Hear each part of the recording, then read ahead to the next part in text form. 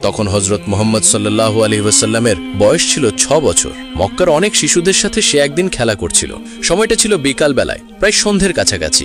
মক্কার ওই বাচ্চাগুলোর মধ্যে ছিলেন হজরত মুহাম্মদ সাল্লাল্লাহু আলাইহি ওয়াসাল্লাম। যখন বিকেল শেষ, সন্ধে ঘনিয়ে আসলো, ঠিক ওই সময় একে একে শিশুদের বাবারা আসতে শুরু করলেন সেই প্রাঙ্গণে। এক একজন শিশুকে তার বাবার শূন্যে তুলে ধরে আদর করছেন, আরেকজনের হাত ধরে বাড়ির দিকে হাঁটছেন। তখন মায়ার নবী আর দয়ার নবী হজরত মুহাম্মদ সাল্লাল্লাহু আলাইহি ওয়াসাল্লাম একপাশে দাঁড়িয়ে অপলক চোখে সেই দৃশ্য দেখছেন। তার ছোট্ট বুকটা এক অনবরত বেদনায় মোচড় দিয়ে উঠল। এই দৃশ্য দেখে তিনি খেলা থামিয়ে দিয়ে গম্ভীর অবস্থায় ধীর পায়ে বাড়ির দিকে রওনা হলেন। হায় আল্লাহ, মনে কি যেন এক অন্যরকম অনুভূতি, এক অন্যরকম বিষণ্ণতা। তার ছোট্ট ছায়াটিও দীর্ঘ হয়ে পথের ধুলোয় যেন মিশে যাচ্ছে। ঘরে ফিরে তিনি দেখলেন তার মমতাময়ী মা আমিনা বসে আছেন ঘরের কোণে। ঘরের একদিকে মাটির প্রদীপের আলোয় তার মুখখানি যেন বিষণ্ণ দেখাচ্ছে। শিশু নবী হজরত মুহাম্মদ সাল্লাল্লাহু আলাইহি ওয়াসাল্লাম তার মায়ের কোলে মাথাটি রাখলেন। কিছুক্ষণ নীরবতায় বিষণ্ণ হয়ে রইলেন। অনেকক্ষণ পর অবশেষে সেই নীরবতা ভাঙল। ছোট্ট নবী হজরত মুহাম্মদ সাল্লাল্লাহু আলাইহি ওয়াসাল্লাম তার মাকে বললেন, আম্মাজান, আজ খেলা শেষে সবার বাবা এসেছিলেন। একজনের বাবা তাকে কোলে তুলে নিলেন, আরেকজনের বাবা তার জন্য খেজুর নিয়ে এসেছিল। খুব যত্ন করে সেই খেজুর খাওয়ালেন। খেলা শেষে সবাই তাদের বাবার সাথে আনন্দে উল্লাসে খুশি মনে বাড়ি ফিরে গেল। আম্মাজান, আমার বাবা কোথায়? তিনি কেন কোনোদিন আমাকে নিতে আসেন না? আল্লাহ, আমাদের প্রিয় শিশু নবী হজরত মুহাম্মদ সাল্লাল্লাহু আলাইহি ওয়াসাল্লাম কতটা আকুতি ও বিনয়ের সাথে বুকে কষ্ট নিয়ে এই কথাগুলো মাকে বললেন। তখন ছোট্ট নবীর কথা শুনে আমিনার বুকটাও কষ্টে কেঁপে উঠল।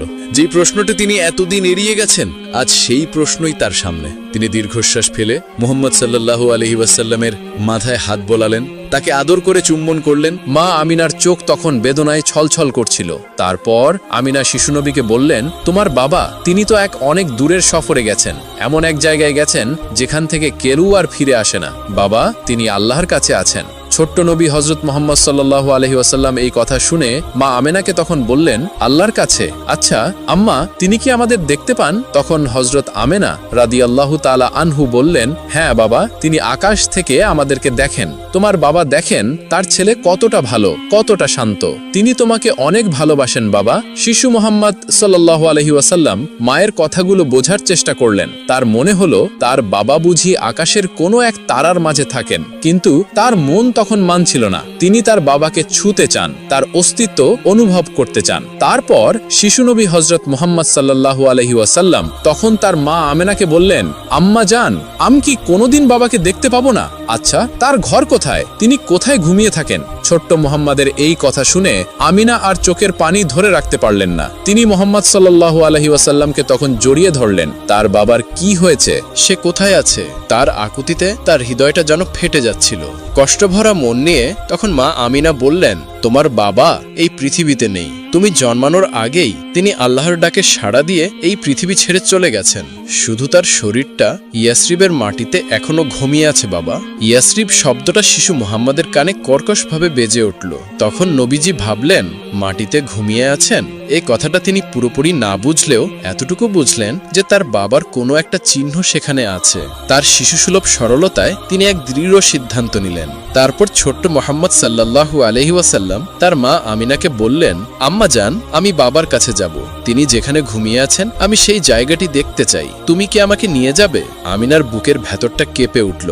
এই দীর্ঘ বিপদসংকুল পথ পাড়ি দিয়ে ছোট্ট শিশুকে নিয়ে তিনি কিভাবে যাবেন? কিন্তু মুহাম্মদ সাল্লাল্লাহু আলাইহি ওয়াসাল্লামের চোখের দিকে তাকিয়ে তিনি আর না করতে পারলেন না। এই নিষ্পাপ চোখের আকুতি তিনি কিভাবে উপেক্ষা করবেন? কিভাবে তিনি তাকে ফিরিয়ে দেবেন? তিনি তখন ভাবলেন, হয়তো এটাই নিয়তি, হয়তো পিতার কবরের মাটি তার হৃদয়ের এই শূন্যতা কিছুটা হলেও শান্ত করে দেবে। তখন আমিনা তার চোখের পানি মুছতে মুছতে হযরত মুহাম্মদ সাল্লাল্লাহু আলাইহি ওয়াসাল্লামকে বললেন, হ্যাঁ, আমি তোমাকে নিয়ে যাব।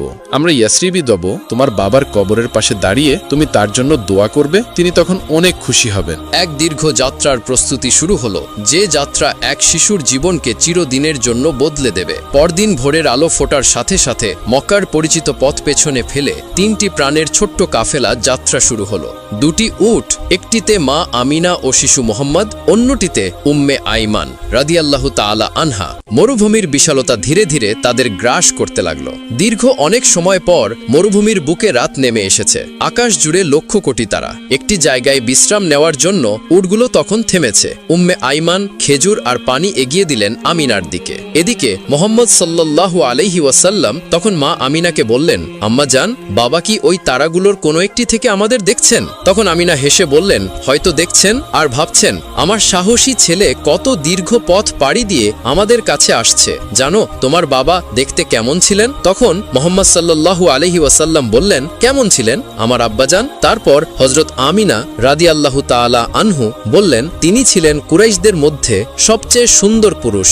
তার মুখ থেকে যেন নূর ঝরে পড়ত। তিনি যখন হাসতেন তখন মনে হতো চারপাশে আলোকিত হয়ে গেছে। তিনি খুব দয়ালু ছিলেন। কোনো গরিব দুঃখী মানুষ তার কাছ থেকে খালি হাতে ফিরত না। তখন উম্মে আইমান পাশ থেকে বলে উঠলেন, ঠিক বলেছেন, আব্দুল্লাহর মতো মানুষ হয় না। আমি নিজের চোখে দেখেছি তিনি নিজের খাবারও অন্যদের দিয়ে দিতেন। মোহাম্মদ, তোমার মাঝে আমি তোমার বাবার সেই ছায়া দেখতে পাই। শিশু মোহাম্মদ মুগ্ধ হয়ে তখন উম্মে আইমান রাদিয়াল্লাহু তাআলা আনহার কথা শুনছিলেন। তার কল্পনার চোখে তিনি তার বাবার এক ছবি আঁকছিলেন। এই গল্পগুলো তার দীর্ঘ যাত্রার কষ্টকে ভুলিয়ে দিচ্ছিল। তিনি এখন আর শুধু একটি কবর দেখতে যাচ্ছেন না, তিনি যাচ্ছেন তার কল্পনার সেই মহান পিতার স্মৃতির চিহ্ন স্পর্শ করতে। অবশেষে দীর্ঘ যাত্রার পথ শেষে তারা পৌঁছালেন ইয়াসরিবে। সবুজ খেজুরের বাগান আর শান্ত পরিবেশ তাদের স্বাগত জানালো। বনু নাজ্জার গোত্রের মায়ের আত্মীয়দের বাড়িতে তারা বুটলেন। সেখানে 1 মাস যেন স্বপ্নের মতো কেটে গেল। ছোট্ট মোহাম্মদ সাল্লাল্লাহু আলাইহি ওয়াসাল্লাম সমবয়সী মামাতো ভাইদের সাথে খেজুর বাগানে দৌড়ে বেড়াতেন। তিনি খেজুরের বাগানে সারাদিন তাদের সাথে খেলে কাটাতেন। এইভাবেই যেন তাদের দিনগুলো তাড়াতাড়ি কেটে গেল। জীবনের প্রথমবারের মতো তিনি এক পরিপূর্ণ পরিবারের স্নেহ পেলেন। একদিন সকালে আমিনা তার ছোট্ট মোহাম্মদ সাল্লাল্লাহু আলাইহি ওয়াসাল্লামের হাত ধরে বললেন, মোহাম্মদ, আজ প্রস্তুত হও, আজ আমরা তোমার বাবার কাছে যাব। ছোট্ট মোহাম্মদ সাল্লাল্লাহু আলাইহি ওয়াসাল্লামের বুকের ভেতরটা অজানা এক উত্তেজনায় কেঁপে উঠল। এরপর তারা হাঁটতে হাঁটতে দার আল নাবিগা নামক এক স্থানে পৌঁছালেন। সেখানে কয়েকটি কবরের মধ্যে একটি সাধারণ মাটির ঢিবির সামনে এসে হযরত আমিনা রাদিয়াল্লাহু তাআলা আনহু থামলেন। তার কণ্ঠ কান্নায় রুদ্ধ হয়ে আসছিল। আমিনা কান্নায় কাঁপা কাঁপা কণ্ঠে বললেন, হে মোহাম্মদ, এখানেই ঘুমিয়ে আছেন তোমার বাবা। ছোট্ট মোহাম্মদ সাল্লাল্লাহু আলাইহি ওয়াসাল্লাম স্তব্ধ হয়ে গেলেন। এই সেই জায়গা, এই মাটির নিচেই আমার বাবা। তিনি কবরের দিকে 1 পা 2 পা করে এগিয়ে গেলেন। তারপর মাটিতে বসে পড়লেন। তার ছোট্ট হাত দিয়ে তিনি কবরের মাটি স্পর্শ করলেন। জন্মের পর এই প্রথম তিনি বাবাকে স্পর্শ করলেন। যদিও সেই স্পর্শ ছিল শীতল মাটির মাধ্যমে। তার ভেতরে থাকা সব কষ্ট, সব অভিমান যেন বাঁধ ভাঙা বন্যার মতো বেরিয়ে এলো। তিনি হাউমাউ করে কেঁদে উঠলেন। ছোট্ট মোহাম্মদ সাল্লাল্লাহু আলাইহি ওয়াসাল্লাম কাঁদতে কাঁদতে তখন তার বাবাকে বললেন, বাবা, আমি এসেছি, আপনার মোহাম্মদ এসেছে। আপনি কেন কথা বলছেন না? শুধু একবার আমার সাথে কথা বলুন। তার কান্নায় আকাশ বাতাস তখন ভারী হয়ে উঠল। মা আমিনা ও উম্মে আইমান তাকে জড়িয়ে ধরে তখন কাঁদতে লাগলেন। সেদিনের সেই দৃশ্য ছিল মহাকালের এক করুণতম অধ্যায়। এক পুত্র তার না দেখা পিতাকে খুঁজে পেয়েছিল এক নীরব মাটির স্তূপে। বাবার সাথে সাক্ষাৎ শেষে ইয়াসরিব থেকে তখন ফেরার পালা। ছোট্ট মোহাম্মদ সাল্লাল্লাহু আলাইহি ওয়াসাল্লাম অনেকটাই শান্ত ছিলেন, কিন্তু তার চোখে এক গভীর বিষণ্ণতার ছাপ। তার মনে হচ্ছিল তিনি তার বাবার একটি অংশকে ইয়াসরিবে রেখে যাচ্ছেন। তাদের কাফেলা তখন আবারও চলতে শুরু করলো। মরুভূমির বুকে মক্কা আর মদিনার মধ্যবর্তী এক জায়গায় এসে সফরের ক্লান্তি আর মনের বোঝায় আমিনা হঠাৎ অসুস্থ হয়ে পড়লেন। তার শরীর তখন জ্বরে পুড়ে যাচ্ছে। উম্মে আইমান তাকে দ্রুত উট থেকে নামিয়ে নিলেন। এটি গাছের ছায়ায় তাকে শুইয়ে দিলেন। তখন ছোট্ট মোহাম্মদ সাল্লাল্লাহু আলাইহি ওয়াসাল্লাম তার মা আমিনাকে বললেন, আম্মাজান, তোমার কি হয়েছে? তোমার শরীর এত গরম কেন? তখন হযরত আমিনা রাদিয়াল্লাহু তাআলা আনহু তার পুত্রকে বললেন, কিছু না বাবা, আমি ঠিক আছি, একটু বিশ্রাম নিলেই ঠিক হয়ে যাবে। কিন্তু তার অবস্থা আরো খারাপ হতে লাগলো। তখন হযরত আমিনা রাদিয়াল্লাহু তাআলা আনহা বুঝতে পারছিলেন তার সময় ফুরিয়ে এসেছে। এই নির্জন প্রান্তরে তার এতিম সন্তানকে একা ফেলে যেতে হবে, এই চিন্তায় তার শারীরিক যন্ত্রণা আরো চাপিয়ে দিচ্ছিল। তারপর উম্মে আয়মান কান্না ভেজা কণ্ঠে তখন মা আমিনাকে বললেন, আমিনা, একটু পানি পান করো, শক্তি পাবে। তখন আমিনা তার কথা শুনে সামান্য পানি পান করলেন। তারপর উম্মে আয়মানের দিকে তাকিয়ে বললেন, আমায় আর পানি দিও না, এইটুকু পানি মুহাম্মদের জন্য রেখে দাও। মক্কা এখনো অনেক দূরে, পথে ওর তৃষ্ণা পাবে। এই চরম মুহূর্তেও তিনি সন্তানের কথা তখন ভাবছিলেন। মুহাম্মদ মায়ের হাত ধরে আকুল হয়ে কাঁদতে লাগলেন। ছোট্ট মুহাম্মদ সাল্লাল্লাহু আলাইহি ওয়াসাল্লাম তখন বললেন, আম্মা জান, তুমি এমন করছো কেন? তুমি ভালো হয়ে যাবে, আমরা একসাথে মক্কায় ফিরে দাদা ভাইয়ের কাছে যাব।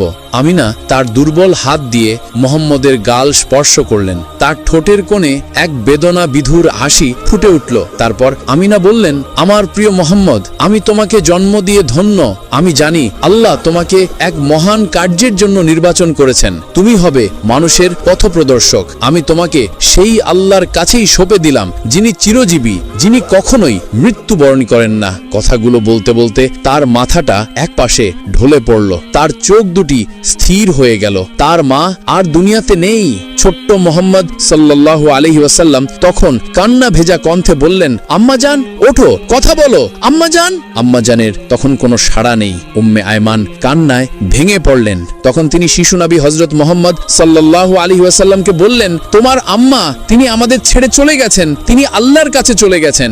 এই দৃশ্য দেখে ছোট্ট মুহাম্মদ সাল্লাল্লাহু আলাইহি ওয়াসাল্লামের পৃথিবীটা যেন এক মুহূর্তের জন্য থেমে গেল। যে বাবাকে তিনি খুঁজে পেয়েছিলেন কবরের মাটিতে, এবার সেই মায়ের কোলেই তিনি হারালেন তাকে। তিনি তার মায়ের নিথর দেহ জড়িয়ে ধরে এমনভাবে চিৎকার করে কাঁদতে লাগলেন যে কান্নায় যেন আবওয়া পাথরগুলো গলে যাচ্ছিল। সেদিন সেই নির্জন প্রান্তরে উম্মে আইমান নিজের হাতে কবর খুঁড়ে তার প্রিয় মনিবকে দাফন করলেন। এই দৃশ্য 6 বছরের এক শিশু পাথরের মতো দাঁড়িয়ে দেখল কিভাবে তার পৃথিবীর শেষ আশ্রয়টুকু মরুভূমির বালিতে মিলিয়ে গেল। ফেরার পথে একটি উট খালি, সেই খালি উটটি যেন এক জীবন্ত শূন্যতার প্রতীক। যে শিশুটি মায়ের হাত ধরে পিতাকে খুঁজতে গিয়েছিল, সে আজ ফিরছে মা বাবা দুজনকেই হারিয়ে। হায় আল্লাহ, শিশু নবীর মন তখন কতটা বিষণ্ণ অবস্থায় ছিল, সেই দৃশ্য মনে পড়লে আজও প্রত্যেক মানুষের হৃদয় যেন কেঁপে ওঠে। ছোট্ট নবী হযরত মুহাম্মদ সাল্লাল্লাহু আলাইহি ওয়াসাল্লামের চোখের পানি তখন শুকিয়ে গেছে, কিন্তু তার হৃদয়ে যে রক্তক্ষরণ শুরু হয়েছে তা কোনোদিনও থামার নয়। হযরত মুহাম্মদ সাল্লাল্লাহু আলাইহি ওয়াসাল্লামের ছোটবেলার আরেকটি কাহিনী। প্রিয় নবীর বয়স যখন মাত্র 9 বছর ছিল, তখন সেই সময় মক্কাতে কঠিন দুর্ভিক্ষ দেখা দিয়েছিল। মক্কার সর্বত্র বৃষ্টির ধারা বন্ধ হয়ে গিয়েছিল। ক্ষেত খামার শুকিয়ে মাটি হলুদ হয়ে গিয়েছিল। ফলে কূপ এবং ঝর্ণা শুকিয়ে গিয়েছিল। তাই মানুষ দূর দূরান্ত থেকে জল খুঁজে আনত, কিন্তু তাও এক সময় শেষ হয়ে যাচ্ছিল। যখন এই দুর্ভিক্ষ দীর্ঘস্থায়ী হলো, তখন কুরাইশদের সর্দাররা একে অপরের সাথে আলোচনায় বসল। একজন বলল, এখন আমাদের সবাইকে মিলে কোনো সিদ্ধান্ত নিতে হবে। যদি কিছু একটা না করি, তাহলে আমাদের ঘর বাঁচবে না, আমাদের সন্তান এবং আমাদের পশু সবকিছুই মারা যাবে। তার কথা শুনে সকলেই পরামর্শ করল এবং পুরানো প্রথা অনুযায়ী পদক্ষেপ নেওয়ার ইচ্ছা করল। তখন অপর একজন বলল, তাহলে একটা বড় পাত্র নিয়ে এসো এবং তাতে পশুর রক্ত রেখে হাত ডুবিয়ে শপথ নিই, যাতে আমাদের সমস্যা দূর হয়ে যায়। অতঃপর একটি বড় পাত্র আনা হলো এবং তাতে রক্ত ভরা হলো। তারপর এক এক করে কুরাইশদের বড় বড় সর্দাররা এগিয়ে এলো। সবাই তাদের হাত রক্তে ডুবিয়ে বলতে লাগলো, মক্কায় বৃষ্টি হচ্ছে না, আমাদের শিশুরা মারা যাচ্ছে, আমাদের পশু শেষ হয়ে যাচ্ছে। আজ আমরা শপথ করছি যে আজ রাতে আমরা সবাই কাবার কাছে যাব এবং আমরা কাবার দেয়াল ধরে দাঁড়িয়ে থাকব ও দোয়া করব। আমরা ততক্ষণ দোয়া করতে থাকব যতক্ষণ না বৃষ্টি আসে। যদি বৃষ্টি নাও আসে, তবে আমরা সেখানেই মারা যাব, কিন্তু কাবার দেয়াল ছাড়ব না। অতঃপর যখন মাঝরাত ঘনিয়ে এলো, তখন সেই বড় বড় লোকেরা যারা রক্তে হাত ডুবিয়ে শপথ করেছিল, তারা ধীরে ধীরে তাদের ঘর থেকে বের হতে লাগলো এবং কাবা শরীফের দিকে রওনা দিল।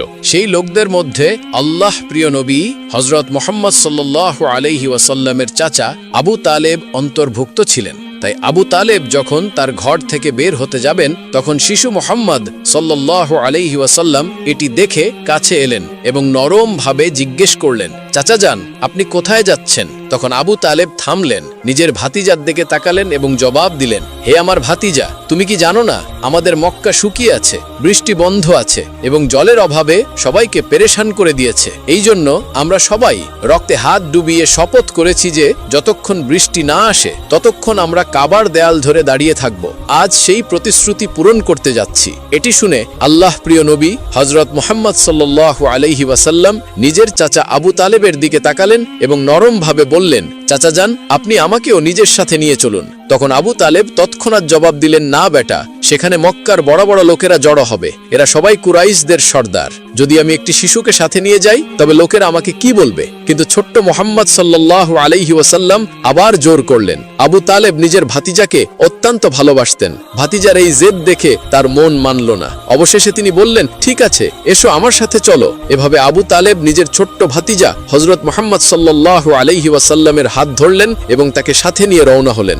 অতঃপর দুজনেই একসাথে চলতে চলতে খানায়ে কাবার কাছে পৌঁছে গেলেন। ওদিকে মক্কার সমস্ত বড় সর্দার এক এক করে কাবার কাছে জড়ো হলেন। গণনা অনুযায়ী মোট ৩২ জন বড় লোক সেখানে উপস্থিত ছিলেন। এরা তারাই ছিলেন যারা অঙ্গীকার করেছিলেন যে যতক্ষণ বৃষ্টি না আসে ততক্ষণ আমরা কাবার দেয়াল ধরে রাখব। যখন মক্কার সাধারণ লোকেরা খবর পেল তখন তারাও তাদের ঘর থেকে বের হতে লাগলো। পুরুষরা, মহিলারা, বৃদ্ধরা এবং শিশুরাও সবাই এই আশায় খানায় কাবার দিকে অগ্রসর হলো যে হয়তো আজ বৃষ্টির জন্য কোনো পথ বেরিয়ে আসবে। ফলে ধীরে ধীরে খানায় কাবার চারপাশে মানুষের ভিড় বাড়তে লাগলো। দেখে মনে হচ্ছে পুরো মক্কা যেন এক জায়গায় জড়ো হতে লাগলো। কিন্তু সেই ৩২ জন সর্দার যারা রক্তভরা পাত্রে হাত ডুবিয়ে শপথ করেছিলেন তারা সবাই কাবার একেবারে কাছে দাঁড়িয়ে গেলেন। এদের সাথে আবু তালেবও নিজের ভাইপো হযরত মুহাম্মদ সাল্লাল্লাহু আলাইহি ওয়াসাল্লামকে সাথে নিয়ে এসেছিলেন। যখন সেই লোকদের নজর একটি শিশুর উপর পড়ল তখন তারা সবাই অবাক হয়ে গেল। তৎক্ষণাৎ একে অপরের দিকে তাকাতে লাগলো এবং আবু তালিবের দিকে দৃষ্টি নিবদ্ধ করলো। তারপর কিছু লোক রাগের সাথে বলে উঠল, হে আবু তালেব, এটা কি করলে? তুমি এই বাচ্চাটাকে তোমার সাথে কেন নিয়ে এসেছো? তুমি কি জানো না যে আমরা সবাই মক্কার বড় বড় লোক? এই বাচ্চাটার এখানে কোনো কাজ নেই। আবু তালেব এই কথা শুনে নিজের ভাইপোর দিকে তাকালেন এবং নরম সুরে বললেন, হে আমার ভাইপো, যাও পিছনে গিয়ে বসে পড়ো। আল্লাহর প্রিয় নবী হযরত মুহাম্মদ সাল্লাল্লাহু আলাইহি ওয়াসাল্লাম সঙ্গে সঙ্গে চুপচাপ পিছনে সরে গেলেন এবং মজমার পিছনে গিয়ে বসে পড়লেন। অতঃপর সেই ৩২ জন সর্দার এগিয়ে এলেন এবং সবাই কাবা ঘরের দেয়াল শক্ত করে ধরলেন। তারপর একসাথে উচ্চস্বরে ডাকাডাকি করতে লাগলেন, হে কাবাকে সৃষ্টিকারী আল্লাহ, আমাদের উপর পানি বর্ষণ করো, বৃষ্টি দান করো। সবাই কাঁদতে কাঁদতে দোয়া করতে লাগলেন, কিন্তু আকাশে কোনো মেঘ এলো না। এভাবেই দোয়া করতে করতে পুরো রাত কেটে গেল, কিন্তু কোনো কাজ হলো না। অতঃপর যখন সকাল হলো তখনও আকাশে বৃষ্টির কোনো চিহ্ন ছিল না। জমিন তেমনি শুকনো রইল, মেঘ এলো না এবং বৃষ্টি হলো না। সূর্য আস্তে আস্তে উপরে উঠে এলো। তাই এবার সূর্যের তাপ বাড়তে শুরু করেছিল এবং তার তাপ মক্কার প্রতিটি কোণকে ঝলসে দিচ্ছিল। সেই লোকেরা যারা রাতভর বৃষ্টির জন্য ফরিয়াদ করছিল, দিন হওয়ার পরেও তারা কাবা ঘরের দেয়াল ধরে দাঁড়িয়ে রইল এবং বারবার একই দোয়া করতে লাগলো। কিন্তু আকাশ একদম পরিষ্কার, মেঘের একটি টুকরোই দেখা গেল না। এই তীব্র রোদে সেই ৩২ জন লোক ঘামে ভিজে গিয়েছিল। তাদের মধ্যে অনেকের শরীর টলমল করতে লাগলো, কেউ কেউ মাথা ঘুরে মাটিতে পড়ে যেতে লাগলো। কিন্তু তবুও তারা তাদের নিজেদের জেদে অটল রইল এবং বৃষ্টি চাইতে লাগলো। এমন সময় হঠাৎ আবু তালেব অনুভব করলেন যে কেউ তার কাপড় পিছন থেকে টানছে। তাই তিনি যখন ঘুরে দেখলেন তখন দেখলেন তার ভাইপো ৯ বছরের হযরত মুহাম্মদ সাল্লাল্লাহু আলাইহি ওয়াসাল্লাম দাঁড়িয়েছিলেন।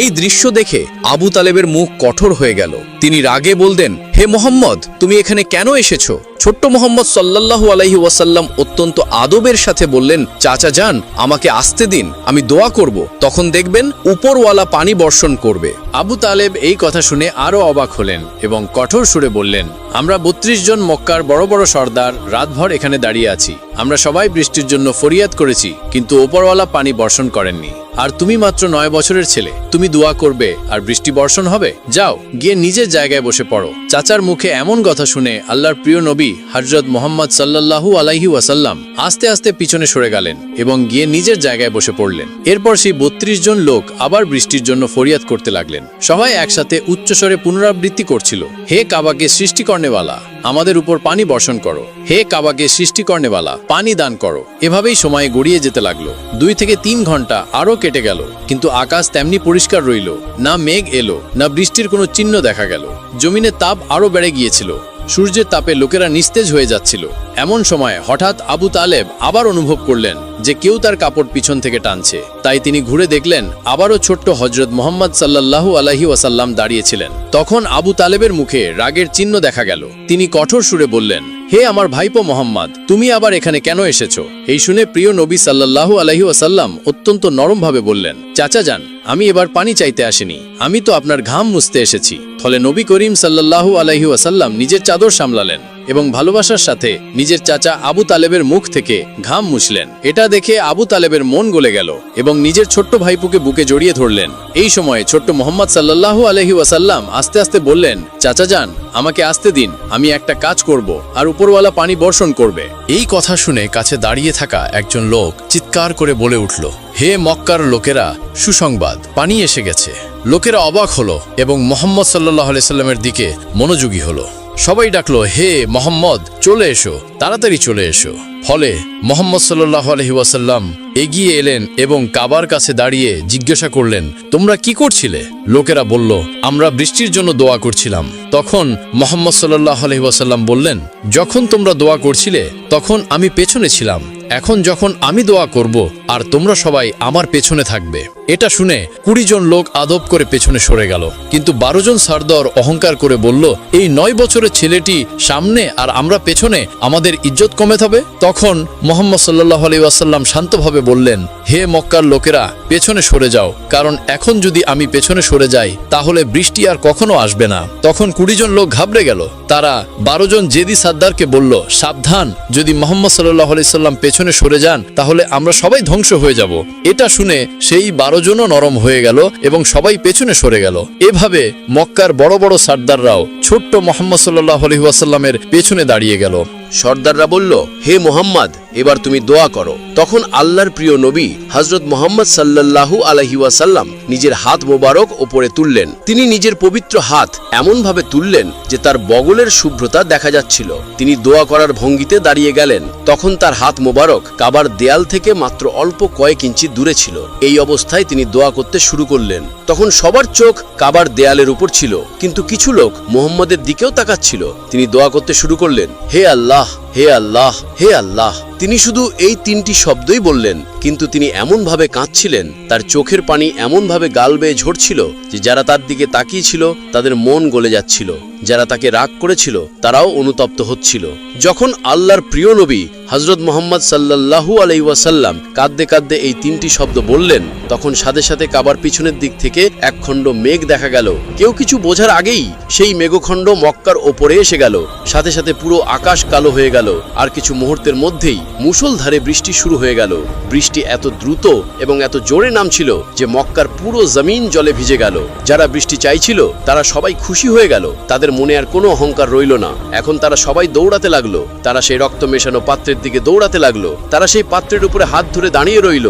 তাদের হাত রক্তে মাখা ছিল, কিন্তু ওপর থেকে বৃষ্টি এত জোরে পড়ছিল যে সেই বৃষ্টির জলের মাধ্যমে হাত ধুয়ে পরিষ্কার হয়ে গেল। তাদের রক্তও পরিষ্কার হলো এবং তাদের অন্তরও পরিষ্কার হলো। তখন মক্কার প্রত্যেকটি মানুষ আল্লাহর প্রিয় নবী হযরত মুহাম্মদ সাল্লাল্লাহু আলাইহি ওয়াসাল্লামকে ভালোবাসার সাথে দেখছিল। তাদের মনে একটি চিন্তা আসছিল, এই 9 বছরের ছেলেটি কত পবিত্র।